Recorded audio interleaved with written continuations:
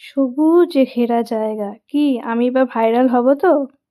যাই হোক, মজা করছিলাম। চলে এসেছি পিকনিকে। ডিসেম্বরের তো শেষ হতেই চললো। আরেকজন দেখো মাস্তিতেই রয়েছে খেলা নিয়ে। এখানে রান্না পুরো শেষই, কারণ একটু দেরিতে এসেছিলাম, ছেলেকে বাইরে থেকে খাইয়ে নিয়ে এসতে একটু লেট হয়ে গেছে। পরিবেশটা কিন্তু খুব সুন্দর। এটা একটি আম বাগান। খোলা জায়গা পেয়ে আমার ছেলে খুবই খুশি, সব দাদানদের পেয়ে। আসলে এটি হচ্ছে বাবা মানে আমার শ্বশুর মশাইয়ের সকালবেলা তো হাঁটতে যায়, সেটা গ্রুপ, তাদের সাথে পিকনিকটা করা। দেখো চারিদিকে পুরো সবুজ আর সবুজ। এই কদিন পরেই সব আমের মুকুল আসবে, দারুণ লাগবে দেখতে। এর সামনে দিয়ে আমাদের যাওয়া হয়, ভিতরে আসিনি কোনোদিন।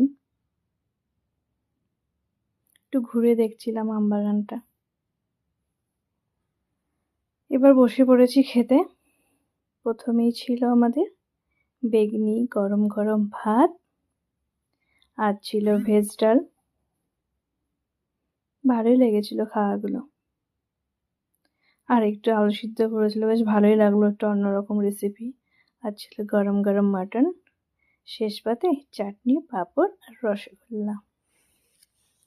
আমার ছেলে তো খুশ মেজাজে রয়েছে, খেলাধুলো করছে। বলটা সে ছাড়ছে না, যে একটা সঙ্গী পেয়ে গেছে, একটি দিদি ভাই আমার ছেলে।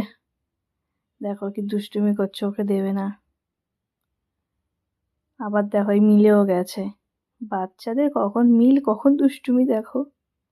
বাড়ি যেতে চাইছে না, ও দিয়ে ঘুম পেয়ে গেছে।